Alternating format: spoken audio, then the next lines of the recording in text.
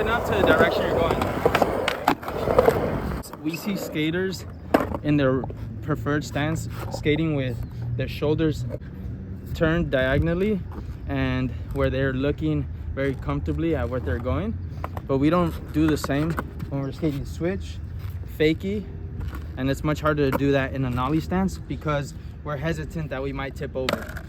And so to understand how you can do that, you got to make sure you know where your weight needs to be centered, where you need to land, and also what's the whole purpose of opening up to the direction you're going and staying centered over that lead foot. In all stances, 4 stances to be, specific, regular, switch, fakie, and nollie, you're gonna understand a bit better what it means to open up to the direction you're going in each stance. In a regular stance, you couldn't really see, but when I approached these stair sets or this 3-stair to do a kickflip, what I was making sure to do is having my chest pretty much point towards the left side.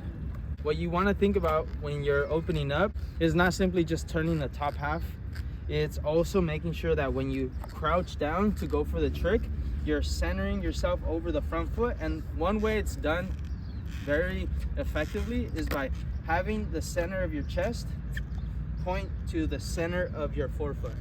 So when you go down, point your chest towards the center of your forefoot, and you have a solid trick. Doesn't mean you're gonna land your tricks all the time, it just means you're gonna be put in the best posture to do so effectively. Oh, another way you can think about this is if your front foot is even closer to your body, then you got to make sure that that chest is pointing to the foot. A big mistake many skaters do is they lean too far forward, the chest is pointing towards the bolts instead of their foot, and when they land, they want to trip forward and they can't even pop from a stable place. So it's super important you're prioritizing centering yourself over that lead foot, the forefoot, instead of this part right here on my lead foot, because if not, you're either going to slip back or just kind of go off on each direction. That's an example of what it looks like to be centered over in the regular stance. We're gonna do a switch flip. So many times, a lot of us skate switch, it's easy to mimic the stance we are in our preferred stance, right? So if I were to skate switch, when I started, I was closed off to the direction I'm going. So I would try a switch flip like that. The reason why that became limiting, because when I attempted this trick onto obstacles off of stairs, it was very hard to center myself over this lead foot because my weight naturally, as a defense, wanted to come to this front one, because I'm also very comfortable in this regular stance, right? So I didn't start right away with a switch flip and opening up with that trick. I started with just pushing around, kick turning, right? Pushing around and kick turning in the switch stance with the intention to open up and stay centered over that lead foot. And once I got super comfortable with that took months, years, I slowly started to test that ability when I skated obstacles. So I want you guys to see how I'm opened up to your direction when I do the switch ollie on this 2 flat 2.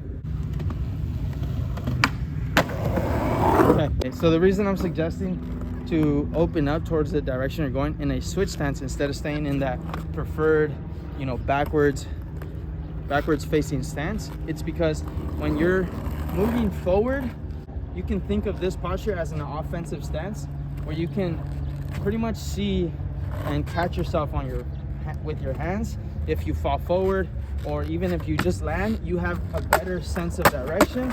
And also, as you improve on this, you can choose where to go way more effortlessly instead of landing back here, kind of always gravitating towards a defensive posture where you're more likely to slip back, right? Another reason would be when you land over that lead foot, it's so much more easier to catch yourself as opposed to landing over that back foot and fighting that tension to keep yourself leveled and instead of slipping back. So those are 2 of the many reasons. So it's so much more beneficial to start off small with kick turns, tic tacs, instead of going for the tricks that you have in the switch stance with that posture, because it can get super frustrating and you haven't built up that adaptation to open up. So start small. Same thing goes for when you skate fakie or nollie. When we skate nollie, many of us have this idea that if we open up, we're automatically gonna tip forward. But that only happens if you open up and lean over your forefoot. If you open up but you're still centered over that lead foot, just like this, where your chest is pointing towards the forefoot, you're still going to be able to center yourself without tipping forward, right? So again, you want to just think about rotating the top half instead of leaning forward in the attempt to center yourself. Instead of being closed off, open up just a little bit. Instead of leaning forward, that's when that happens. Very similarly to the nollie stance, the fakie stance, many gravitate towards being in this backward position, similar to how a switch position looks, because they're afraid of tripping themselves over the tail. And the way you want to go about avoiding that is making sure that this hip, that back hip, wherever that foot is over, you want to bring it back so that you can lean a bit closer over that lead foot, which in a fakie stance is my right one, and slowly build up that adaptation to open up, right? So it can start from the eye side, it can go towards the shoulder, and slowly trickle its way down through that right chain. So right chain being the eye side, shoulders, hips, knees, ankles, and even foot. You may not start, all the way here if you're so comfortable doing fakies like this, but slowly making your way with first your eyesight, your shoulder, torso, hips, and down from there is going to help you be so much more stable when you do tricks in the fakie stance. Because when you're centered over that lead foot, you have the ability to stabilize yourself. And if you're more stable on the board, you feel more confident. So we want to prioritize that ability to stabilize so that we can feel more comfortable, feel more confident in our attempt to skateboard. Otherwise, we're always searching for a way to stabilize ourselves and thinking about where we need to move. Similarly to when we're doing a back 180, it's better to know where we need to be from the roll in to the roll away instead of fighting for the balance from the roll in to the roll away. So check it out. This is an example of what it means to not really know where you need to be with a back 180, where you go, right? You're not sure where you need to land, or you always stay on the back foot. Whereas if you know where you need to land, you already have the intention set where to start with your weight and where to end with your weight. So here we go. Start on the left side and then end on the right. Left, right. So what we don't want to do, right, is do the back 180, start on the left side and end on this left side, because that's going to have us with a posture that's closing off our body to the direction we're going, and that's pretty much facilitating a defensive stance, which is what we don't want. We want an offensive stance where we can have better direction of our skateboarding. So we pretty much covered all stances and how to be centered over the lead foot in each stance. Now I want to show you what it would look like with tricks like the straight 8. Now this is an ongoing practice, and it didn't start with these flip tricks. It started with just the fakie ollie, the nollie, right, the switch ollie, and the ollie. You can see that in all 4 of those tricks, I'm rotating the top half of my body, and that's what you want to make sure you do as you improve on this ability and adapt that to, and apply that intention to each and every trick you try.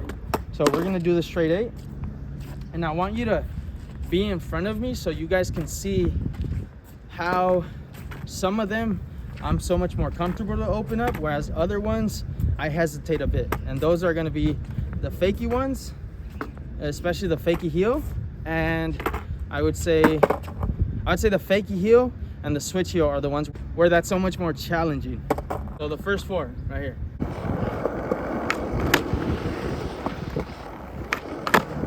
So for those two, the kick flip and the heel flip, many of us have this belief that with heel flips, we need to stay closed in and squared off to the board, but that couldn't be further from the truth. The only thing you want to make sure you're doing when you're opening up with a heel flip is making sure you're not losing that engagement when you're centering yourself over that lead foot.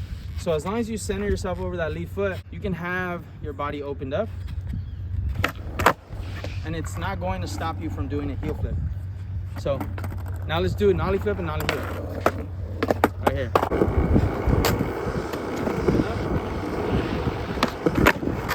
Okay, now the best. Open up. So the hardest thing personally, and this might change for everyone, is to make sure not to tip over when I'm in a nollie stance. And so again, just to summarize what we spoke about earlier, when you're in a nollie stance, you want to make sure when you're opening up, you're still centered over that lead foot instead of opening up and leaning forward in a way where you're going to trip yourself when you try nollie tricks. So again, you could do it in a squared off position with heel flips or nollie heels, but it's not the only way to go about it. I would say a great example of this is Neen Williams. So check out Neen Williams' heel flips and you'll see what I'm referring to. So nollie heel, heel flip, kick flip. Okay, now we're gonna do both fakie flip, fakie heel, switch flip, and switch heel. You're gonna see I struggle with this the most with the switch heel. I'd say the fakie flip too.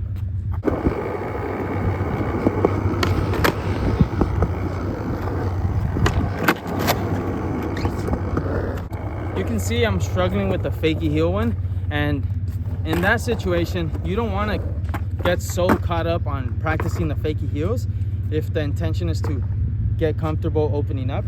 What you want to do instead is just practice opening up with a fakie ollie, right? So you can, let's see an example.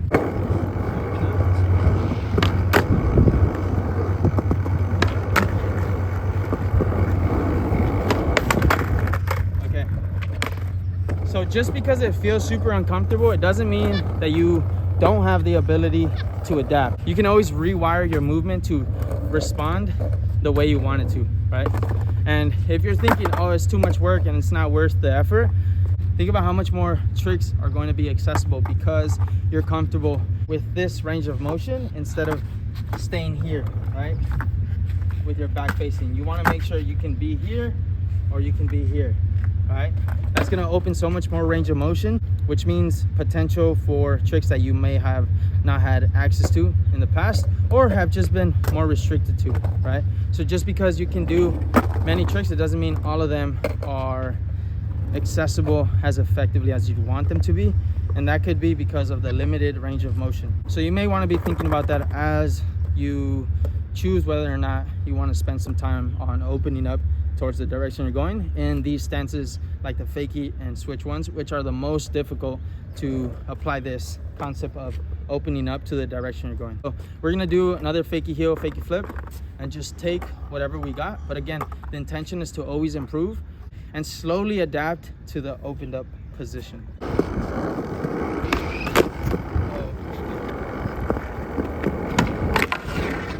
So chances are I'm overdoing it. I want to start a bit smaller, so all I'm going to think about is externally rotating the wrist and looking at the direction I'm going, and we're going to be okay with that win.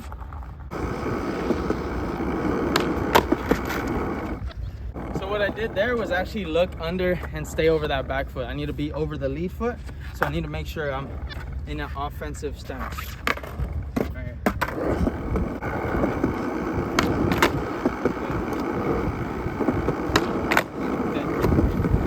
So again, always improvement to be made.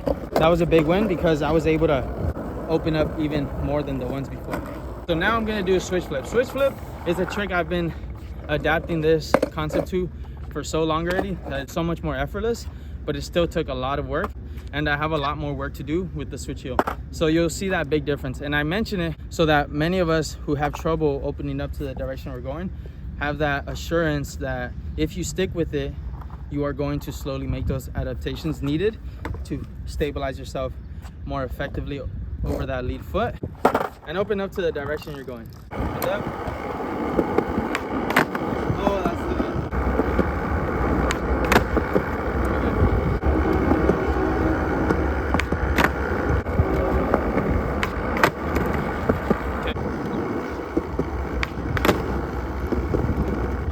So now you're gonna see the biggest difference with the switch flip to the switch heel. And this is just an example of how much more work I need to do, because essentially I want my switch heels to look like this, where I'm opened up comfortably and I can snap and flick with effectiveness, right?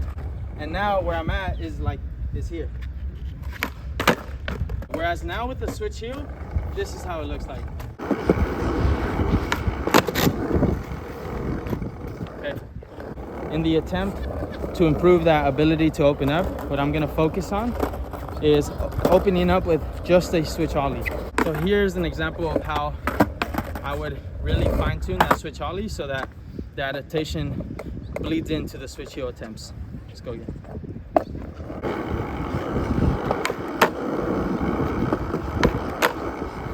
And again, you can start small. You can start by slowly having your foot point a bit more out towards the nose, slightly rotating the torso, making sure that your eyesight is looking a bit more towards the direction you're going. And these are all small ways to make those adaptations. So here's one attempt making that adaptation to open up with my foot a little bit.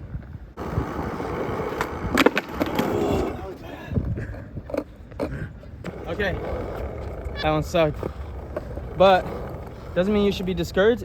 What that allows you to do is solve the problem of why is it so difficult to pop when you open up your ankle. So now you're a step closer to finding that unlock so that you can slowly open up a bit more comfortably. So here we go. We're gonna make sure we're engaged in this one, so get a bit lower and see if that helps us snap way better. Staying engaged as we have our sensor over that forefoot made the board flip so much slower. So that means either I need to get a better, improve the timing, or develop a bit more strength to get it so much more effortlessly. Oh. All right, so as you guys can see, there's so much more work to be done. But again, it doesn't mean you should be discouraged. And the bigger picture is that you have so much more access to tricks that you wouldn't have otherwise had. For example, for me, a frontside heel is going to be more accessible. A backside heel is going to be so much more accessible. And even other tricks that I may not be thinking of. So, here we go.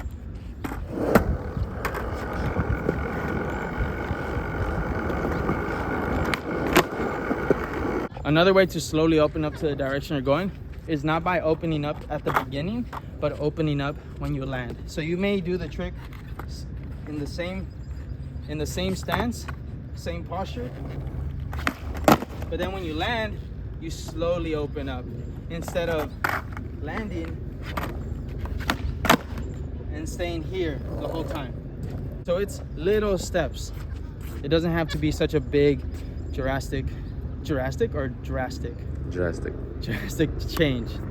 So, all right, we covered how to slowly open up in all stances, like you would be when you're skating in your preferred stance, whether that's regular or goofy. So if what I've mentioned in this video is making a bit more sense to you and you want to explore how to apply this a bit more effectively, you might want to consider lessons or coaching. To do that, you can hit me up at profe.carlos on Instagram, or you can check out the lives and the memberships that I offer here on YouTube. Have a great rest of your day, and I'll see you in the next video. As always, feel free to leave comments, questions, so that I can elaborate on this topic in future videos.